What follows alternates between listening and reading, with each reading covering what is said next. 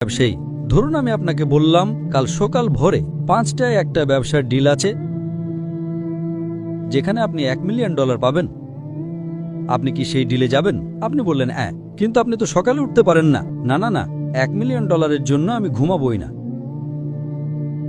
তাহলে $1 মিলিয়ন জন্য আপনি ঘুমান না, কিন্তু 2 রাকাত সুন্নাত যা পৃথিবী এবং এর মধ্যে যা কিছু আছে তার চেয়েও দামি, তার জন্য উঠতে পারেন না? ফজরের সালাতের মূল্য কত ভাবুন।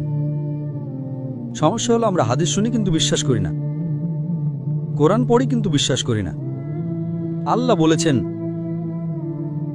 তাই আমি বলি আমি কখনোই আমার ফজর মিস করব না, এমনকি আমার সুন্নাতও মিস করব না। কেউ আমাকে $1 মিলিয়ন দিলেও না। হ্যাঁ, সুন্নাত পড়া ফরজ নয়। আপনাকে যেটা বুঝতে হবে, যদি আপনি সত্যিই বিশ্বাস